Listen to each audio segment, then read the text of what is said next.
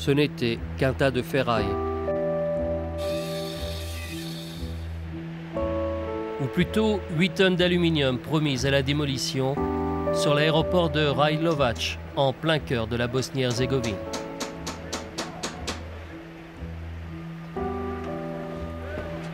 Cette carlingue a 64 ans et un passé extraordinaire. Une poignée d'hommes et de femmes va tenter de la sauver. C'est le dernier voyage du Dakota matricule 43 15 073. Merville, 1500 habitants au creux de la côte normande. Il y a 64 ans, la nuit du débarquement, plus de 500 parachutistes disparurent ici, noyés dans les marais. Les 150 survivants neutralisèrent quand même les énormes canons allemands de Merville. Pour rappeler ce formidable exploit, le musée de la batterie ne montrait qu'un petit canon et des blocos en béton. C'était trop peu pour le maire. Il décida alors de retrouver et d'installer un des avions qui avait largué des parachutistes le 6 juin 1944. C'est en octobre 2006 qu'on me dit, sachant que je recherchais un Dakota, il doit y en avoir un qui se trouve près de Sarajevo, c'est un militaire français qui nous l'a dit. Ça c'est en octobre 2006. Et en juin 2007, on me confirme la nouvelle et on me donne l'email du colonel Collet. Patrick Collet a repéré l'avion en 1994 à Sarajevo. Il était à l'époque capitaine dans les casques bleus. Le Dakota était juste sur la ligne de front qui séparait Serbes et Bosniaques. J'ai fini par pouvoir créer avec les belligérants, Serbes et Bosniaques musulmans à l'époque, un cessez-le-feu local, parce que pour atteindre l'avion, il fallait forcément que les belligérants arrêtent de se tirer dessus. Et un jour d'accalmie donc, que j'avais obtenu avec eux, j'ai pu accéder à l'avion et aller faire un tour à l'intérieur avec un de mes sous-officiers, avec un lieutenant et un sous-officier. Et on s'était dit, on va bien voir si cet avion a effectivement été américain au début de sa vie, et on va bien trouver quelques éléments. Et je trouve assez rapidement la plaque d'identité de l'avion avec son numéro de série qui permet de connaître ensuite quel a été son itinéraire. Et lui, à ce moment-là, sait que l'avion a participé en Hollande à Market-Garden, mais ne sait pas dans quelle unité il a pu participer au D-Day. Il imagine qu'il a participé au D-Day, mais sans en savoir davantage. Le Dakota, c'est l'avion du débarquement. L'un des atouts majeurs de la victoire des Alliés. Robuste, maniable, surnommé aussi le train du ciel. Il a été fabriqué à plus de 10 000 exemplaires dans sa version militaire.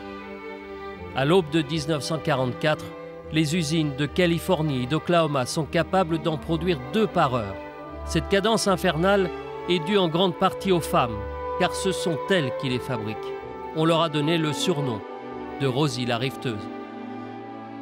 Aux États-Unis, j'ai eu la chance de rencontrer Mary Stoll, qui était rifteuse en Californie et qui s'occupait de rifter effectivement les ailes de l'avion. Elle travaillait dans une usine où on ne fabriquait que les ailes. Sur un avion, il doit avoir 500 000 rivets et ces femmes passaient tout leur temps à riveter cet aluminium pour l'assembler.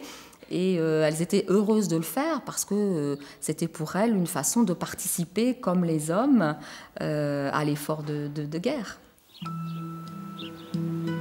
Il ne reste environ que 400 Dakota dans le monde.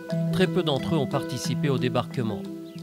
Alors, récupérer un tel avion pour le mettre dans son musée, ça fait rêver Merville. À la mairie, l'idée fait son chemin. Aller en Bosnie pour démonter l'épave, la rapatrier en Normandie, la restaurer et retracer son histoire. Pour réussir ce pari, le maire, Olivier Paz, va commencer par recruter des volontaires motivés. Son adjointe, Béatrice Guillaume, s'occupera de l'intendance et des recherches historiques. Les hommes chargés du démontage pourront s'appuyer sur Jean-Pierre Legrand, un passionné d'aéronautique à la retraite. Déjà tout jeune, j'adorais les avions. Je faisais tout. Je me souviens, il y avait les militaires là, avec leur hangar. Et à l'époque où il y avait les T6 et les Morane, le jeune, je prenais ma bicyclette pour venir les voir évoluer, puisque c'était des militaires, donc c'était de la voltige, de vol en patrouille. Donc c'est ça, j'avais souvent la tête en l'air, la tête en l'air. Et puis voilà, à la retraite, voilà, me revoilà avec les avions. Jean-Pierre Legrand rêvait d'être mécano. Depuis son enfance, il collectionne la documentation sur les avions. Mes petits-enfants, quand il y a un cadeau à me faire, c'est toujours en rapport avec les avions. Hein. Ça va être une cassette, ça va être un livre. Ils savent que j'adore ça. Voilà. Et bien voilà un Dakota. Mais de toute façon, je vais le monter, ça absolument. Ça fait pas de doute. Hein. On fera ça pour les soirées d'hiver, peut-être. Ça, c'est l'intérieur de l'avion. Oui, avec les banquettes. L'enthousiasme de Jean-Pierre Legrand sera partagé par une dizaine de volontaires qui, comme lui, sont prêts à donner de leur temps. Mais récupérer un avion militaire dans les Balkans, même à l'état d'épave, ce n'est pas évident. Le mai, la mer, le ciel. Déjà, il faut obtenir l'accord des Bosniens. Et nous, on ne connaît personne en Bosnie. Et j'allais dire, la France apparaît comme étant un pays riche qui vient demander à ce qu'on lui fasse don d'un appareil. Enfin, ma première rencontre avec les Bosniens, ils étaient eux-mêmes, enfin, ils avaient l'air de dire, qu'est-ce que vous venez nous demander? Faut pas exagérer quand même. Donc, c'est très, très compliqué. Tout paraît très compliqué au début. C'est-à-dire que d'un point de vue technique, d'un point de vue diplomatique, d'un point de vue financier, ça paraît comme quelque chose qui est parfaitement irréalisable. 6 mois d'attente et d'impatience qui mettent à rude épreuve les nerfs de l'équipe de sauvetage jusqu'au 12 novembre 2007. Tous les soirs, on avait droit à un mail, 2 mails sur notre ordinateur. Il nous tenait au courant heure par heure de l'évolution.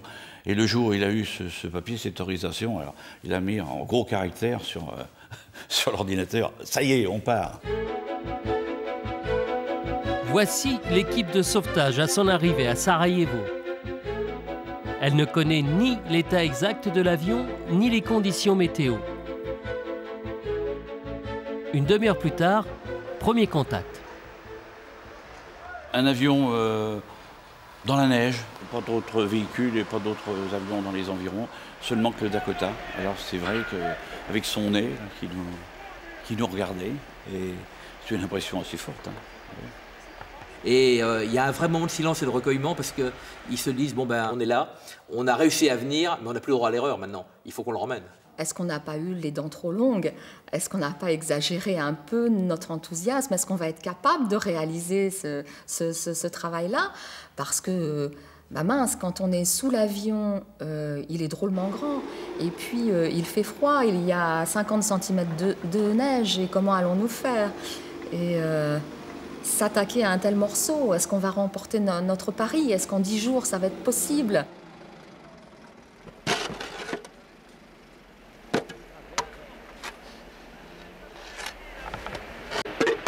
Plein gaz, la Pierre. Plein gaz, c'est magnifique. Et ceci étant, c'était étroit et inconfortable. Je pense qu'en dessous, là, il va y avoir de la place pour passer une douille. On va descendre par derrière. Sous l'aile, l'étoile d'un pays disparu, la Yougoslavie. En dégageant l'avion de sa neige, c'est son histoire qui se dévoile. Cette femme, sans la carlingue, n'est pas l'emblème de l'escadrille. Elle a été peinte par les militaires français de l'ONU lorsqu'ils avaient transformé l'avion en bar. Au milieu des vieux MiG russes promis à la destruction, en 1996, le Dakota servit en effet de lieu de détente pour les militaires en mission à Sarajevo.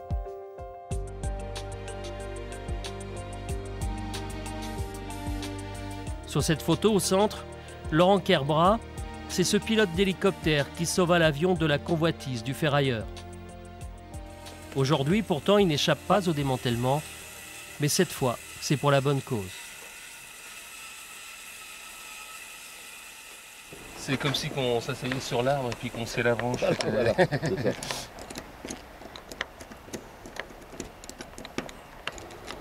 Bah, là, je peux plus, là, il y en a 5.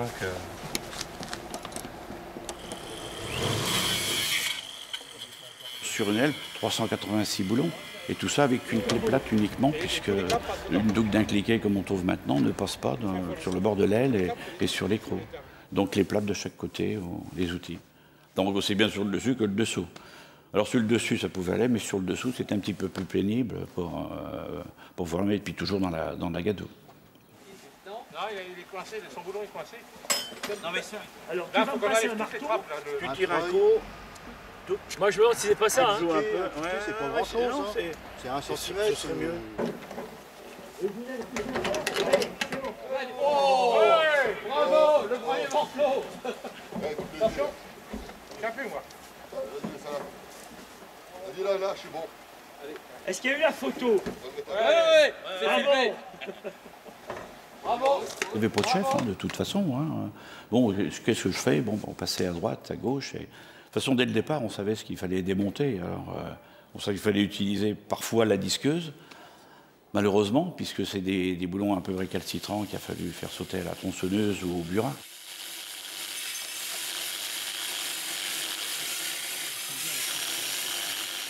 L'objectif, c'était de le démonter entièrement, de ne rien couper, aussi bien les commandes de vol, tout ce qui était câble, écrou, boulon, de le récupérer, de le démonter. Mais malheureusement, au niveau des bords de fuite, par exemple des ailes, où l'eau s'est amassée, donc là, il y avait de la corrosion et de la rouille trop importante pour pouvoir, même avec du dégrippant, c'était pas possible. Donc là on a eu besoin de tronçonner, de couper ces boulons-là. Hein. Bon, ce qui nous a un petit peu gênés, mais enfin, ça fait quelques étincelles, mais on l'a fait quand même.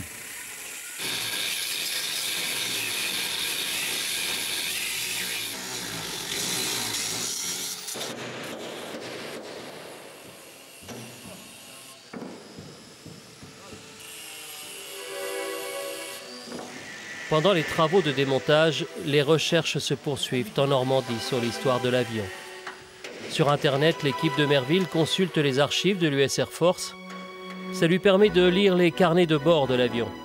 Le parcours du Dakota durant la Deuxième Guerre mondiale se révèle jour après jour, heure après heure. On a tout. On a, lorsque l'avion rentre avec une petite blessure de guerre, on a exactement où c'est, comment ça s'est passé, ce que les mécaniciens ont fait pour le réparer. Bon, c'est vraiment extraordinaire, quoi. C'est une foule de renseignements. L'équipe va ainsi découvrir que c'est l'un des 956 Dakota qui ont participé au D-Day.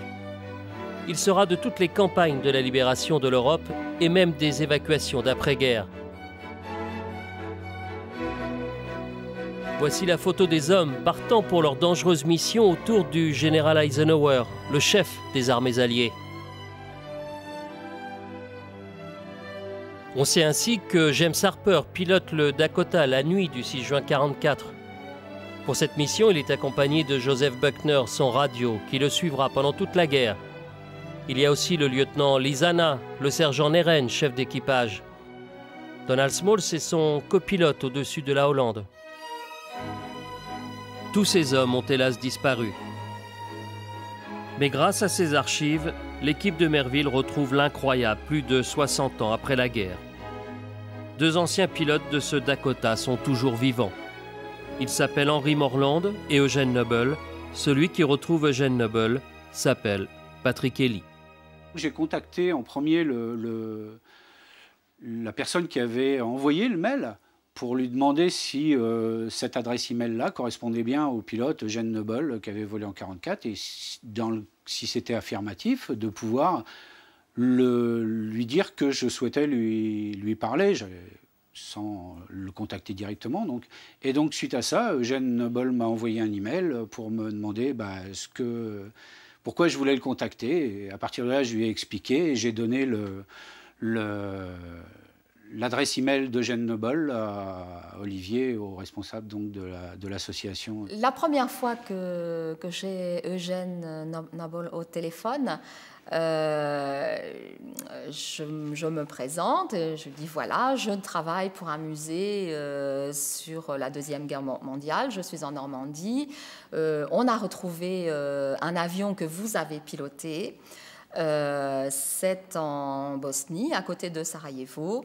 Et on veut le ramener en Normandie et l'exposer dans notre musée.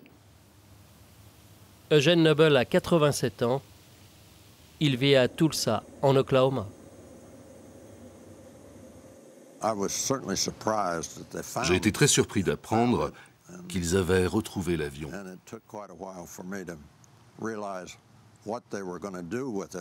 Quand j'ai appris qu'ils avaient l'intention de le ramener en France, là, je me suis demandé comment ils allaient faire.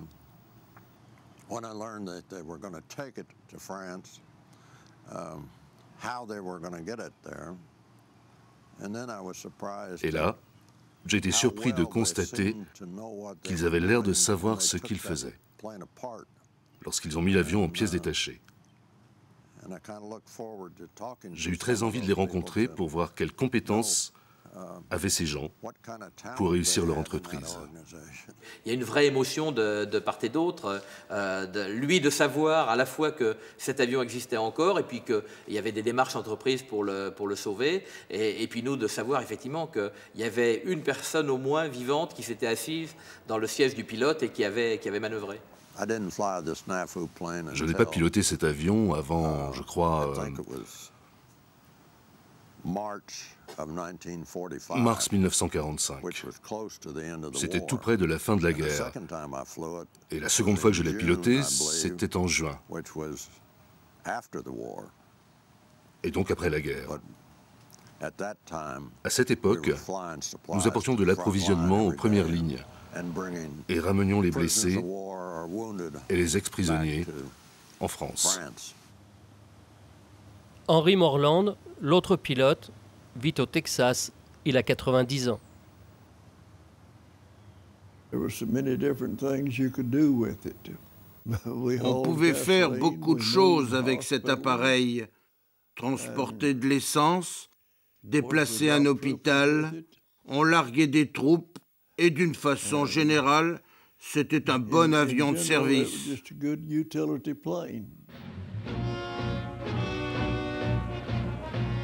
Le Dakota 4315-073 fait partie de l'énorme flotte aérienne concentrée dans le sud de l'Angleterre.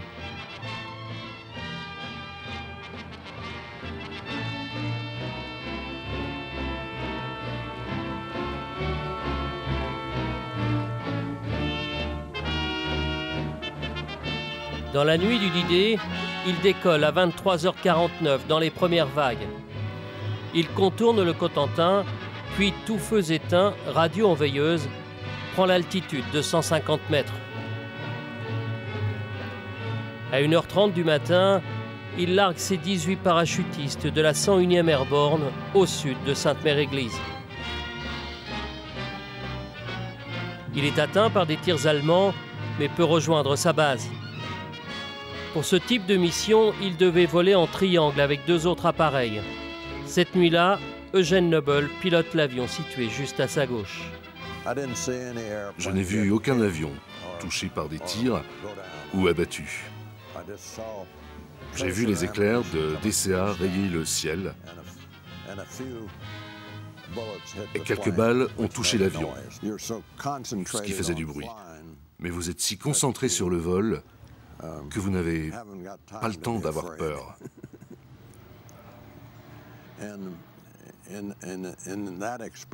Dans ces opérations, dès que vous aviez largué vos troupes, ce qui ne durait que quelques minutes, vous sortiez de la zone dangereuse, hors de portée des tirs. Vous étiez tout de suite en sécurité. Dans ce genre de mission, le temps d'exposition aux tirs ennemis était assez limité.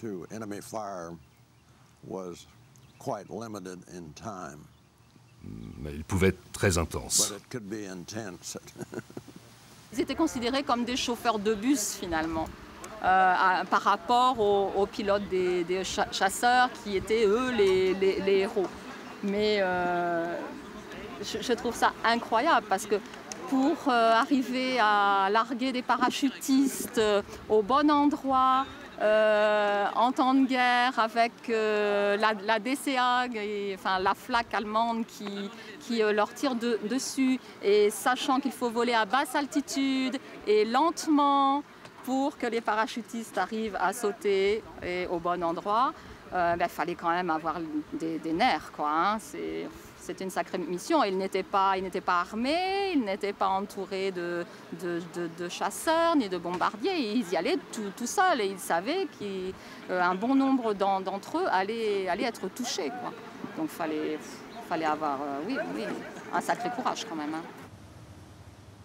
64 ans plus tard, Eugène Noble a toujours des contacts avec ses camarades de guerre. Quand tu reviendras, passe-moi un coup de fil pour me raconter. Oui, je le ferai. Je ramènerai aussi des photos. Aujourd'hui, son visiteur s'appelle Lloyd Neblett. La nuit du 6 juin, ils faisaient partie tous les deux de la même vague d'assaut. Tu te souviens de Flint? Il était rentré à la base avec sa carlingue toute trouée en disant qu'il ne remettrait plus jamais les pieds dans cet engin. Souvenir de leur jeunesse et de l'ambiance de l'époque, lorsque la propagande américaine narguait le danger à l'aide de dessins animés et d'un mot, snafu.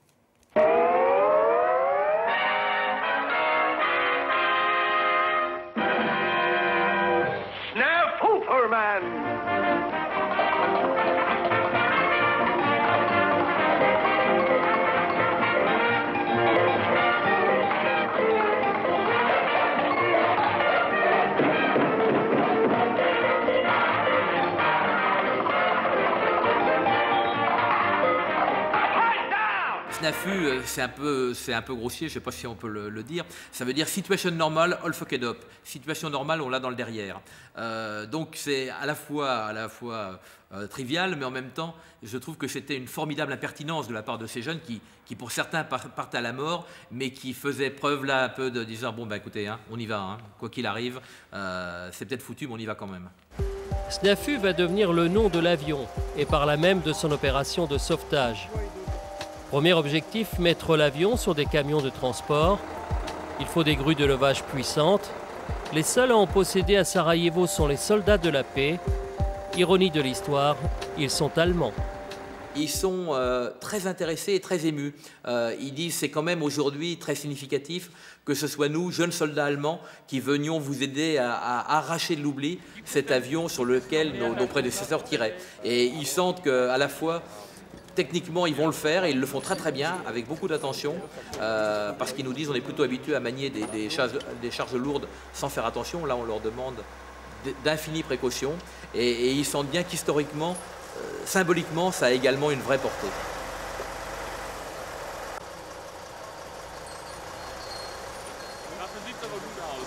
Et Olivier dit que un maire de ville et un directeur financier à la retraite, c'est pas tout à fait des experts d'aviation. Depuis 92-93 qu'il était là, 15 ans, il s'est enfoncé en terre. Il est pris au-dessus du moyeu et en plus comme il a fait très froid, la terre est gelée et on arrime l'avion, on met les sangles, 2 fois, 3 fois on tire et ça résiste, hein, la queue de l'avion se lève mais les roues restent fichées dans le sol et on dit on va jamais arriver à le sortir. On a essayé de creuser mais la terre est vraiment trop dure et à un moment donné, d'un seul coup, on le voit, il s'élève, il prend de l'altitude. Il a déjà plus ses ailes puisqu'on l'a dégagé, les plumes sont tombées, comme on dit chez les aviateurs, mais c'est de nouveau il vole, hein, c'est le sentiment qu'on a tous à ce moment-là et on était dans un brouillard épais et juste à quelques minutes près, le soleil se lève à ce moment-là et vraiment, il y a un grand moment d'allégresse dans l'équipe.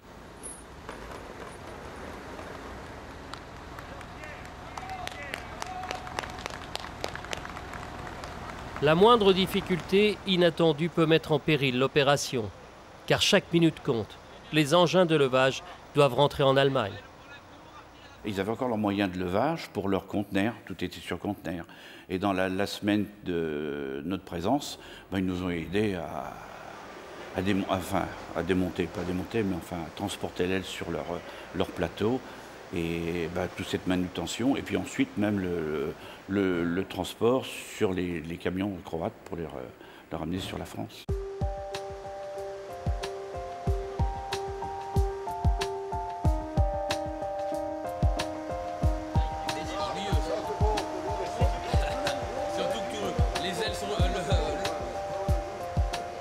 Le 27 novembre 2007, l'avion est enfin chargé sur 3 camions d'une entreprise de transport croate.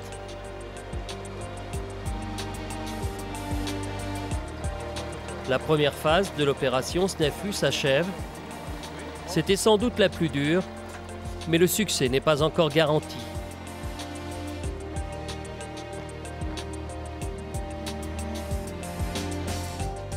Il faut encore que le convoi traverse les frontières, à commencer par celle de l'ex-Yougoslavie. Le problème en Bosnie à ce moment-là, c'est pas de la mauvaise volonté, c'est que la main droite ignore ce que fait la main gauche. Donc le ministère de la Défense nous escorte et nous emmène jusqu'à un poste frontière. Et à ce poste frontière, on nous indique non, c'est un avion militaire, donc c'est une arme, et donc on ne peut pas le laisser passer ici, il doit passer 150 km plus bas. Mais 150 km plus bas, on n'a plus de convoi exceptionnel, on n'a plus d'autorisation de transport, donc c'est comme ça, et on passe 3 jours à la frontière. Le périple va durer en tout 8 jours, 2050 km, 6 frontières à traverser.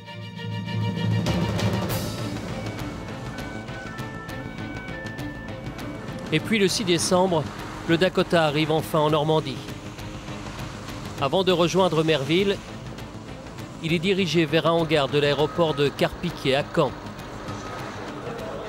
C'est là que l'équipe le reçoit officiellement des mains du chauffeur croate.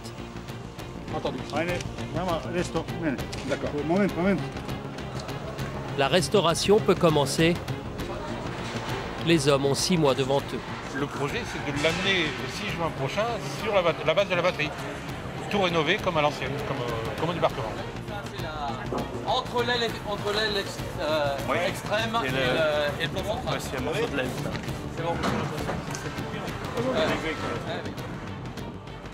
En rentrant, on fait pour le coup, on connaît un peu mieux l'avion, hein, on l'a démonté, et on mesure pour le coup le nombre d'heures de travail qu'il y a. La restauration s'avère comme un travail gigantesque. On évalue 4000, 5000 heures, on sait pas trop bien. Et même avec les bonnes volontés que nous sommes, on voit bien qu'on n'arrivera pas à faire la soudure. Donc, par Internet, on lance un peu un appel aux bénévoles en disant ben voilà, tous les 15 jours, on va organiser des samedis travaillés. Il y a beaucoup de travail qui est du travail de manutention, de ponçage, enfin du travail simple. Et c'est comme ça que 20, 30, 35, 40, 50 personnes s'inscrivent pour venir travailler et viennent travailler tous les 15 jours et vont nous permettre à terme de réaliser le travail.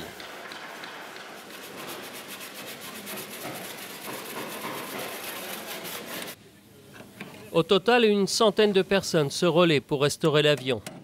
Il en vient de toute la Normandie. Tout le monde en parle et fait venir ses copains. L'opération SNEFU devient une cause régionale.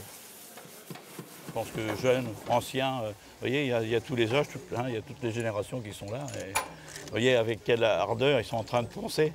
Hein, ils ne savent même pas qu'on les regarde, mais regardez, hein, ils sont tous à leur travail. Là. Tu vois ce que je vois, la bande, et Jean-Pierre, la bande c'est est posée après la toile. Oui, alors ça, il faudra dérifter. Il faudra dérifter tout ça, là. Oui, pour la reborder dessus. Et là, c'est pareil. C'est le même souci, hein.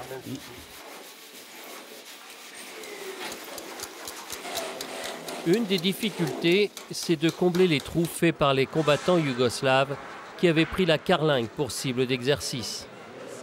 Plus de 250 impacts qu'il va falloir boucher avec des rustines en aluminium. On a utilisé la même méthode qu'utilisaient les Américains au moment de 44-45, lorsqu'il y avait eu quelques écorchures également. Ils utilisaient aussi les rustines rondes, mais également des plaques et contre-plaques, à glisser sous les nervures et puis sur le recadrement. Je connaissais quelqu'un qui était enseignant au centre de formation des apprentis de l'industrie, je lui en parle, il me dit qu'il faudrait venir en parler aux jeunes. Donc un jour j'arrive dans un petit amphithéâtre avec 50 jeunes de 17-18 ans, comme souvent les jeunes un petit peu affalés, c'était après le déjeuner, enfin à moitié attentifs, et je leur raconte. Je leur raconte l'histoire de cet avion, je leur raconte comment il a traversé la guerre, comment il a failli y rester, comment après ça sa vie dans l'armée française, l'armée yougoslave, les familles des pilotes qu'on a retrouvés, l'émotion que ça a été pour ces Américains. Et je dis simplement maintenant, nous, on a réussi à faire une partie du travail, le reste on ne sait pas le faire. Est-ce que vous voulez avec nous participer? Est-ce que vous voulez rentrer dans la légende de cet avion? Et j'ai 60 gamins qui se lèvent et qui lèvent la main pour dire on veut partir, on veut y aller. Bon alors attends, il faut être 4-2. Ça va bien? Ça va bien. Hein, les 4-2. J'ai même vu un malvoyant venir pour poncer l'avion. Et là, il l'a fait très bien. Pas besoin de ses yeux. Rien qu'au toucher, il a pu poncer et caresser cet avion. Voilà. Et ça, c'est des moments qu'on n'oublie pas non plus. Ça. Attends. Ouais. Voilà, décalé après. Ouais, c'est bon.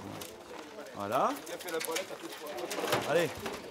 Il revient du monde par ici, là, maintenant? C'est bon. C'est pas grave, vas-y. Et puis le 2 mai, le fuselage remis à neuf arrive enfin à Merville.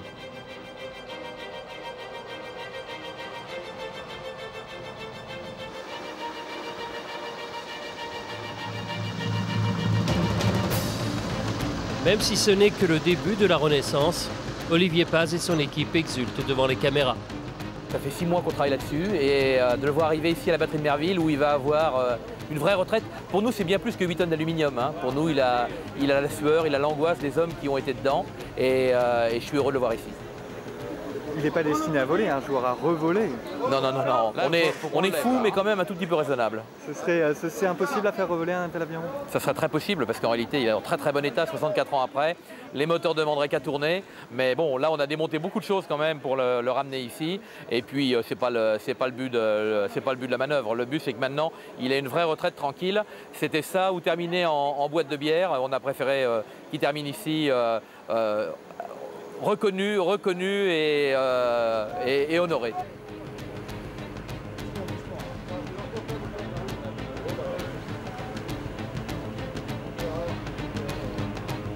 À mon avis, on va le poser sur les cales, va chercher les cales. On va le poser sur les cales et puis on va réfléchir à rebouger les angles après. Hein. Mais on va le poser sur nos cales là-bas, comme ça on va savoir où on en est. Directement.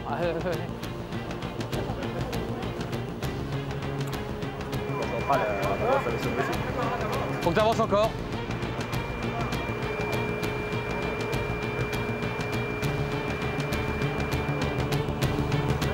Là, on n'a pas besoin de la cale? Si, il faut les mettre, les cales. Mettez les cales. Hein. Toutes les cales sont mises, là, partout.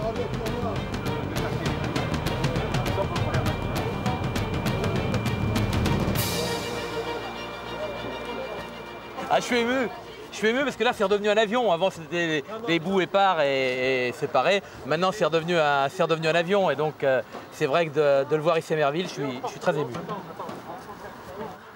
Hein, et puis, bon, tous les gars sont au boulot. Ça fait plaisir de voir toute l'équipe qui est là, complètement tendue vers le même but. Tu veux un coup de main? Non, ça va aller. Si, pour dépouiller, c'est plus facile. Voilà. Très bien. On a du mal. Ah ben, ça a été une bonne journée. Hein. Là, effectivement, ça monte à une vitesse phénoménale, ça va très très vite. Mais il y a tellement de petits détails qu'il va falloir arrêter. Tout ce qui est en haut, les petits caches qui n'ont pas été remis. Non, mais j'y crois, moi, de toute façon. Oui, oui, il le faut, il n'y a pas de mystère. Ça... Le 7, ce sera fait. Et puis, je pense que plus on va arriver proche du 7, ça va s'accélérer. Et puis, plus les journées seront longues, sûrement.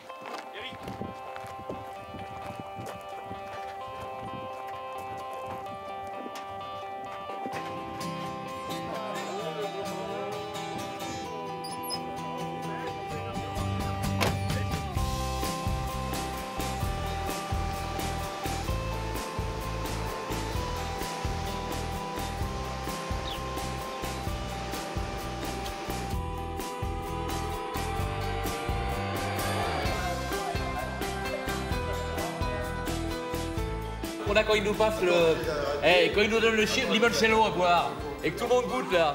La grappa là. Ouais, leur truc. La grappa. Ouais. Regardez, en cadence, regarde.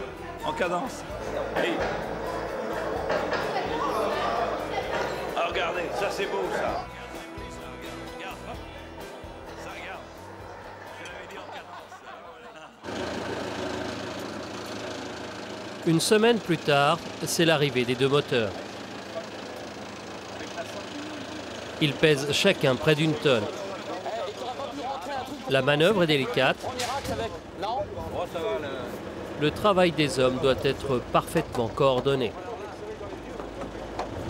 C'est à la fois simple parce qu'il y a un berceau avec 4 attaches et en même temps, il faut arriver d'aplomb et les 4 attaches en même temps.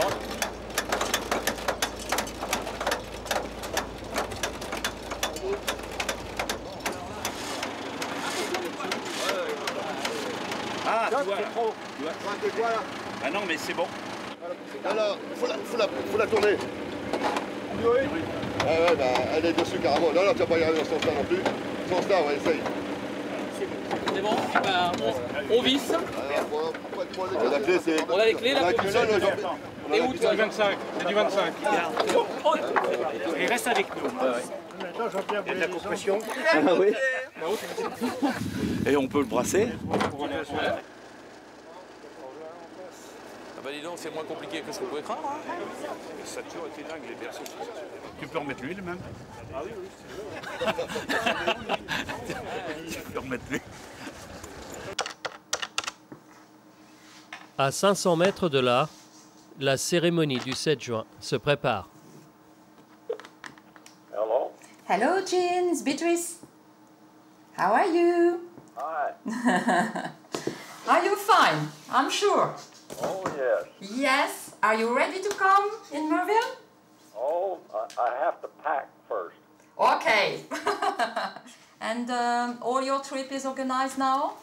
Yes. Good. Good. Thank you very much. Okay. Bye-bye, Jean. Bon. Alors? Eh ben écoute, ça a bien avancé. Super journée. Merci. Super journée, les 2 moteurs remis en place, les capots. T'es content de ton équipe? Ah ouais, c'est des super, des snafous furieux. Ouais. Les snafous furieux. Non, non, ils ont bien travaillé. Non, c'est bien. J'ai eu Jean au téléphone, là, ah oui? tout de suite. Oui, bon, ça va. Ça va? Il se prépare bien? Il est content? Il se prépare, oui. Ah oui, oui, oui. Ça y est, il a bien intégré ça dans... Oui, oui. D'accord. Oui, oui. Il veut vraiment qu'on lui envoie des photos régulièrement, voir si tout va bien, voir si on va être prêt. Je pense que, comme tous les Américains, comme je leur ai envoyé tout le temps les photos de l'avion en Bosnie, le démontage, les photos à Carpiquet, en fait, ils avaient vraiment peur qu'on ne soit pas prêt à temps.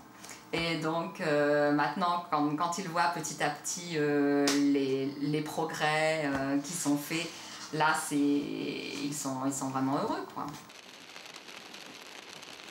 Tout premier jour de juin, les 2 pilotes américains prennent la route de la Normandie.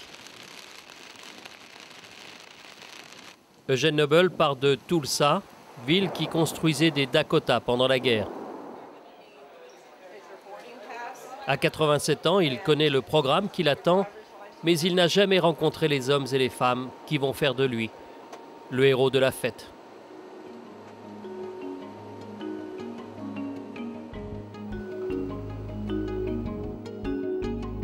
De l'autre côté de l'Atlantique, on s'active. Pas de matériel sophistiqué, on transforme des engins de chantier en grues de levage.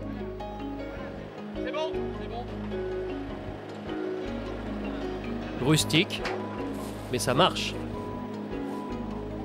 Et le système D, ce n'est pas fini.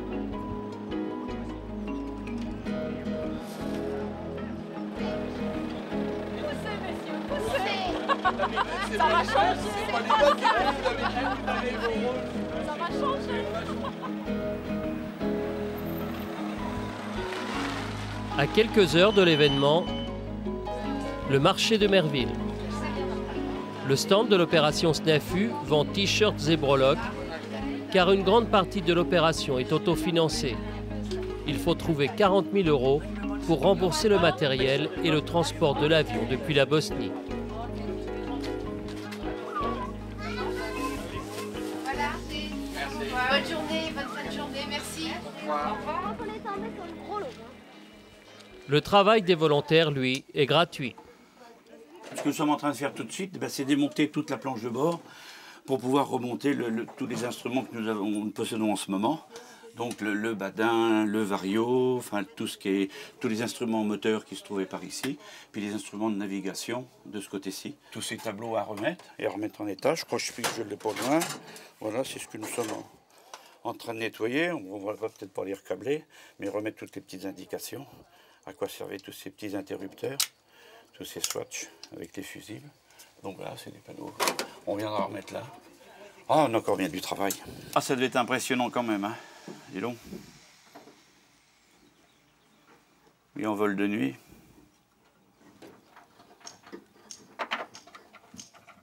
Ah, il devait avoir la peur au ventre quand même de temps en temps, hein.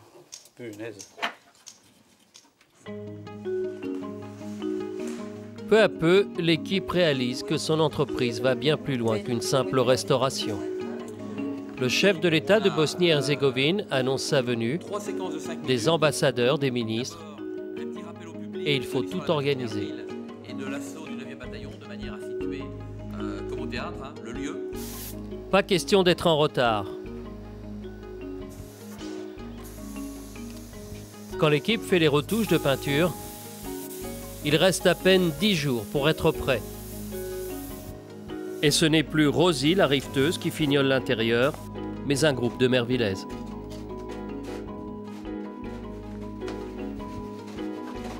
Pendant ce temps-là, la vie ordinaire continue à Merville, comme à la mairie. Je déclare Laetitia Le Boulanger et Lionel Boissière unis par le mariage.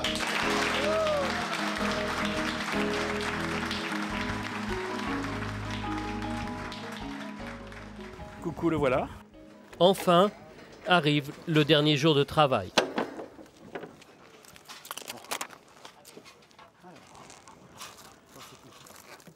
Ouais, on l'avait mis à nu, ça. Ouais, mais la lutte, il n'y a rien de pire.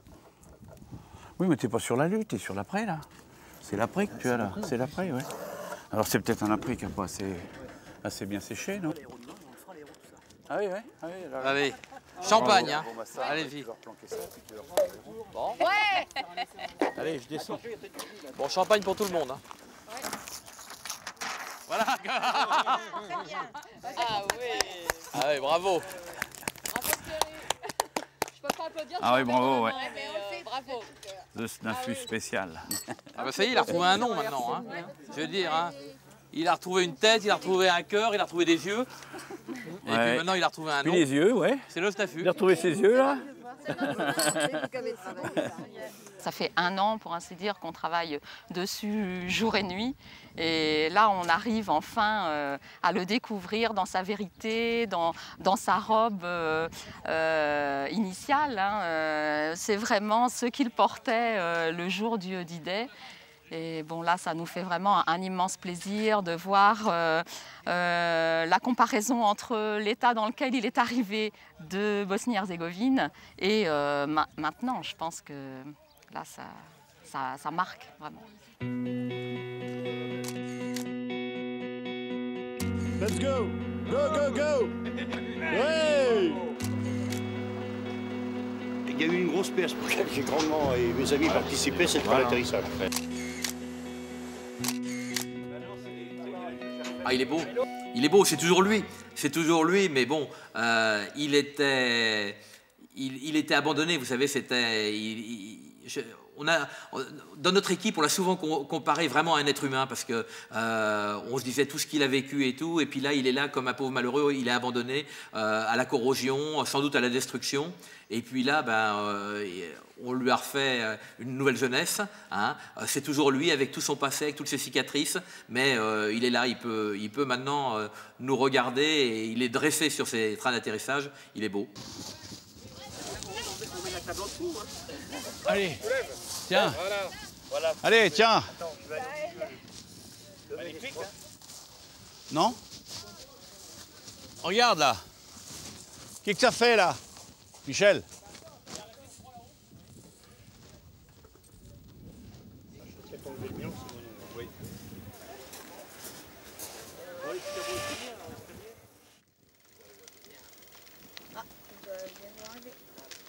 « 4 juin 2008, 16h30.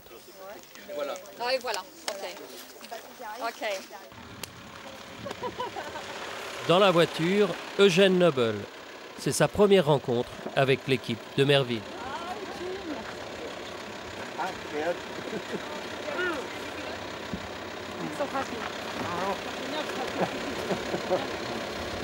Man, I'm going to see you. Are you well? I am happy to see you. Good to see you. Okay. The man of the team. Jean-Pierre. Jean-Pierre. Patrick. I'm so happy. I'm so happy to see you. Voilà. Ah, et voilà. Quelques minutes plus tard, c'est l'arrivée d'Henri Morland. Ok. Mon mari, ça va? Le repas, JP. Le reporter. Toi aussi.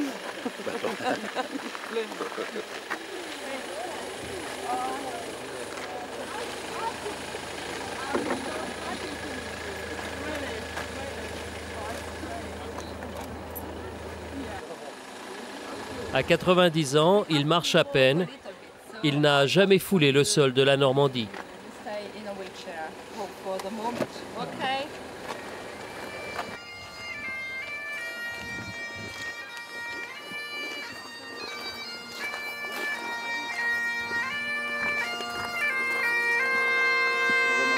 On va le monter sur les planches, oui. Avancez pas trop vite, nous on peut pas avancer aussi vite. Pas trop vite, Olivier. Pas trop vite.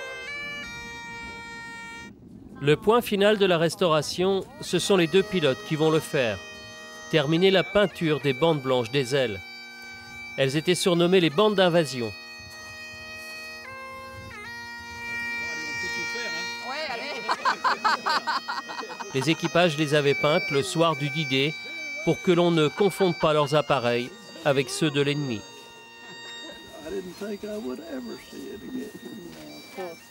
Je n'ai jamais pensé que je reverrais cet avion un jour. Quand je l'ai quitté, il était en bon état.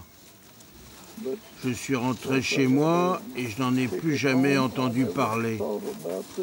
Jusqu'à ce que quelqu'un m'appelle au téléphone, il y a quelques mois. Was me. Allez.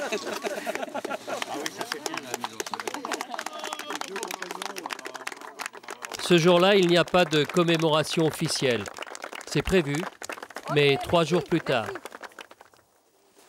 Pour l'heure, l'équipe du SNAFU a voulu que la rencontre soit privée, entre ceux qui ont restauré le souvenir et ceux qui l'ont vécu.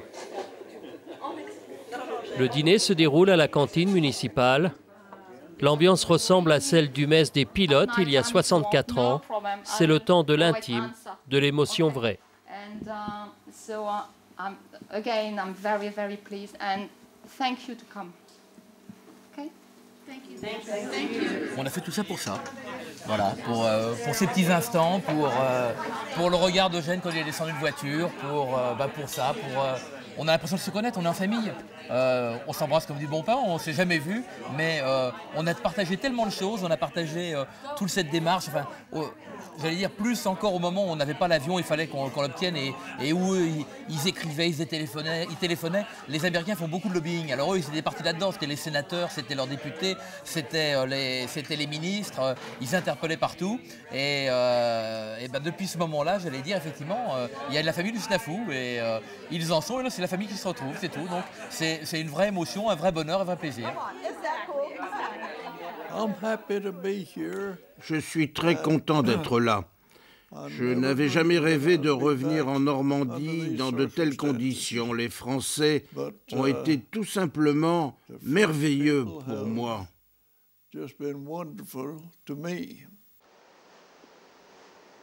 Pendant son séjour, Eugène Noble, lui, n'a eu qu'une seule demande. Aller au plus grand cimetière américain d'Europe, celui d'Omaha Beach. Un autre Dakota survolait la côte à son arrivée. À ses côtés, ses enfants, qui n'étaient jamais venus. On est arrivé par ce côté-là. On a passé la côte et on a largué nos parachutistes à cet endroit.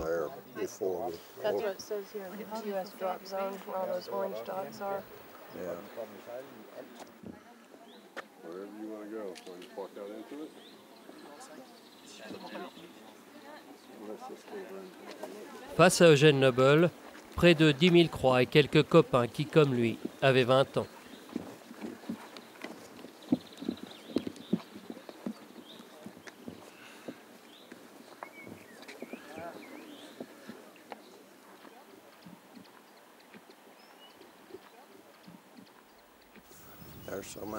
Il y en a tellement.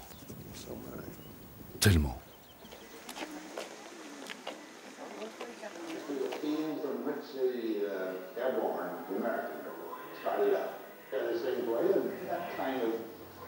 Souvenir d'une jeunesse disparue et de sacrifices qui auront un sens tant qu'il y aura des équipes convaincues d'entretenir cette mémoire.